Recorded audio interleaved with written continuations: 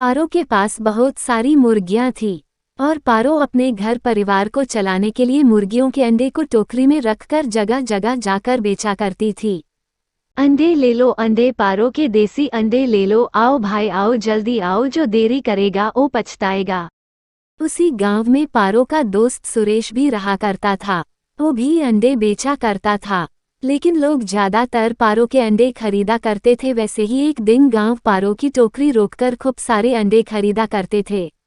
तो वही सुरेश अंडे खरीदा देखकर चुपचाप खड़ा देख रहा था।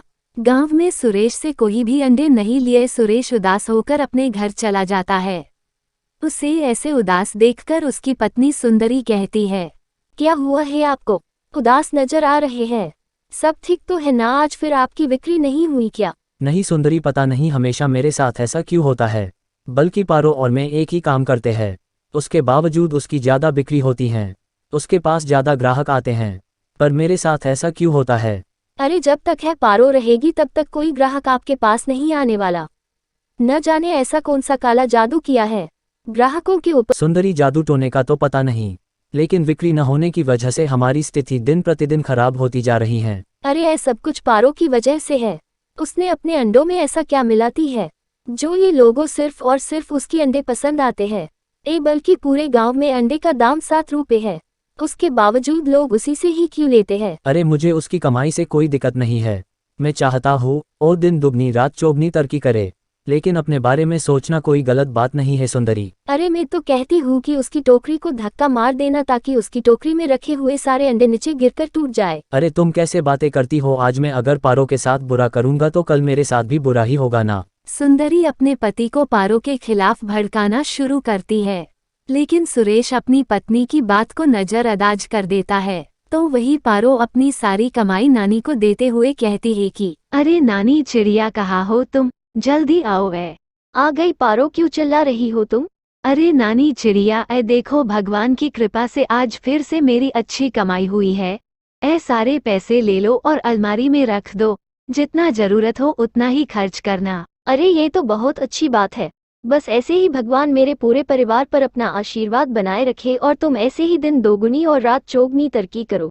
धीरे धीरे हम भी सारे सपने पूरे हो जाए। हाँ नानी चिड़िया, आप बिल्कुल भी चिंता मत करिए, एक दिन सब कुछ होगा। और हाँ, मैं तो कहती हूँ कि आप अपने लिए एक साड़ी खरीदी कर लो। मैंने आज तक आपके लिए कुछ भी नहीं किया है। अरे नहीं नहीं, अभी इस चीजों की कोई जरूरत नहीं है। जिस दिन हमारा घर बनने का सपना पूरा हो जाएगा और हमारा बिजनेस फिर से चलने लग जाएगा, उसके बाद मैं अपने लिए जरूर कुछ ना कुछ खरीदूंगी। चलिए, यह भी सही है। अच्छा नानी चिड़िया, मेरे लिए खाना जल्दी से लगवा दो, मुझे भूख लगी है।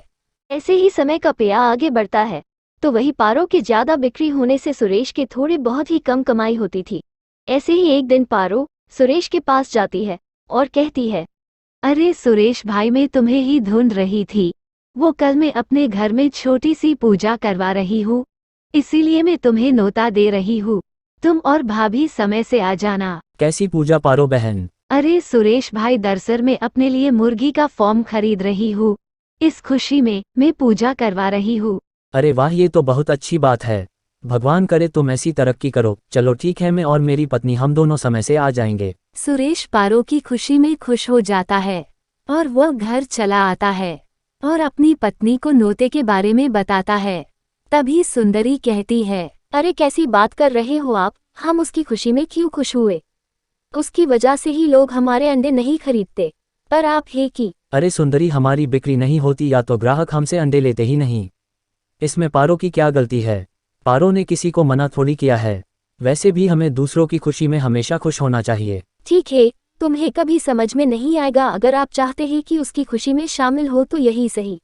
ऐसे ही अगले दिन सुरेश और सुंदरी दोनों पारो के फॉर्म में जाते हैं, जहां पारो छोटी सी पूजा कर रही थी। सुंदरी मन ही मन पारो की तरक्की देखकर जल बूंद रही थी। उसकी मुर्गी फॉर्म देखकर तो मुझे गुस्सा आ रहा है, दिल कह रहा है उसकी फार्म में आग लगा दूं। वैसे आइडिया बुरा तो नहीं है, क्यों ना मैं आज आग लगा ही दूं।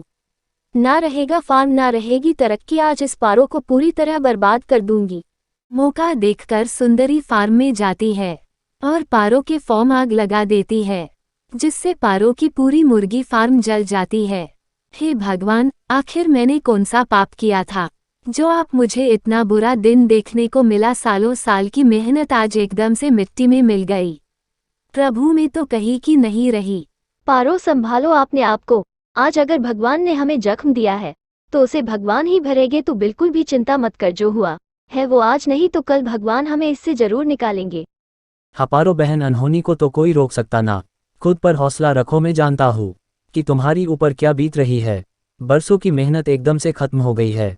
बाकी तुमने जो खोया है वह तुम फिर से कमा लोगी, लेकिन अभी हौसला रखो। ऐसे ही कुछ समय तक अंडे बेचना बंद कर देता है तो वही लोग सुरेश से अंडे लेना शुरू कर देते हैं। धीरे धीरे सुरेश की अच्छी कमाई होने लगी। वही बेचारी पारो इस सदमे से बाहर ही नहीं आ रही है।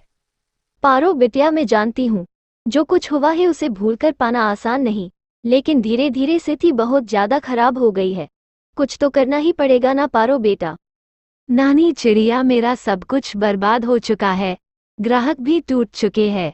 मैंने जो सालों साल कमाई का पैसा बचाकर रखा था वो एकदम से मिट्टी में मिल गया। देखो पारो चिड़िया, पुरानी बातों को याद करके कुछ नहीं होगा। मैं तो कहती हूँ आज हम दोनों अपने खेत में चलते हैं। कितने दिनों से हम खेत में घूमने नहीं गए और घर में रहे रहे कर दिन भर तुम वही पुरानी बात लेकर सोचती रहती हो। नानी चिड़िया और पारो चिड़िया अपने खेत में चली जाती है। जैसे भी दोनों नानी और पारो खेत में जाते हैं वो देखते हैं खेत में छोटे छोटे पौधे लगे हुए हैं और उन पौधों में अंडे की उपज हो चुका है। अरे नानी चिड़िया, ये देखो कैसे पौधे हैं, इसमें तो अंडे लगे हुए हैं। अरे मैं सपना तो नहीं देख रही हूँ ना? अरे नहीं नहीं, कोई सपना नहीं देख रही हो, बल्कि ये हकीकत है। अरे हमारे खेत में तो अंडे की खेती हो चुकी है। ए चमत्कार कैसे हुआ है? भला कोई अंडे की खेती होती है क्या? तभी अंडे में से आवाज आती है। अरे अरे भाई, घबराते क्यों हो? डरो मत, हम सब जादुई अंडे हैं। हमें तुम्हारी मदद करने के लिए भेजा गया है। पिछले कई महीनों से कठिनाइयों का सामना करना पड़ा है। भगवान ने हमें यहाँ तुम्हारी मदद करने भेजा है। अच्छा, तो मतलब भगवान ने साक्षात अंडों की रूप हमारी मदद करने के लिए दूत भेजे हैं। देखा, मैंने कहा था ना, आज हमारा बुरा दिन चल रहा है न तो कल हमारे अच्छे दिन भी आएंगे। हाँ, तुम बिल्कुल सच कह रही हो। अंडे की खेती से नानी चिड़िया और पारो चिड़िया बहुत देखते ही देखते अपने जादुई अंडों से नई फॉर्म खोल लेते हैं। अब पारो शहर में जाकर अंडों की सफाया किया करती थी। धीरे धीरे दोनों नानी चिड़िया और पारो तरक्की की ओर फिर से निकल पड़ती है। उनकी तरक्की देखकर सुंदरी को फिर से जलन होने लगती है। जब सुंदरी को भीड़ से जलन होने लगती है, जब सुंदरी को अंडों की खेती के बारे में पता चला तो सोच में पड़ जाती है।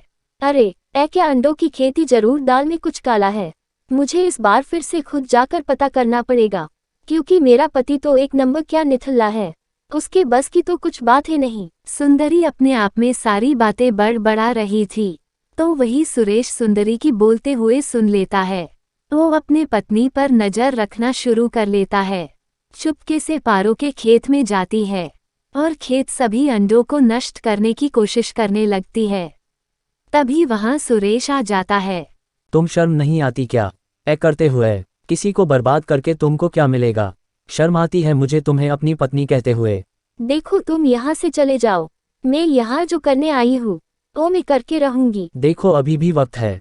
चुपचाप यहाँ से घर चली जाओ। किसी के बन बने घर को उजाड़ना अच्छी बात नहीं। देखो, मेरा दिमाग खराब मत करो। पता नहीं कौन सा मनुष्य घड़ी थी जिस दिन हमारी शादी हो गई। अरे ऐसा सत्यवादी पति मिलने से अच्छा है कि मैं किसी चोर चुपके से शादी कर लेती। सुरेश सुंदरी को बहुत रोक रहा था लेकिन वो उसकी बात नहीं मान रही थी। सुंदरी डंडा उठाकर खेत में सभी अंडों को तोड़ने जा ही रही थी कि तभी जादुई अंडे सुंदरी को एक अंडा बना देते हैं। देख के सुरेश जोर जोर से चिल्लाने लगता है। तभी वहां पर पारो और नानी चिड़िया भी आ जाते हैं। सुरेश उन दोनों को सारी बातें बताता है, जिसके बाद भी पारो जादुई अंडे से कहती है, जादुई अंडे, भगवान के लिए सुरेश की पत्नी को ठीक कर दो। हर इंसान को सुधरने का एक मौका तो देना ही चाहिए। भगवान के लिए उसे ठीक कर दो और उसे एक मौका दो। पारो के कहने पर वो जादुई अंडे सुरेश की पत्नी को ठीक कर देते हैं, जिसके बाद सुंदरी क्षमा मांगती है।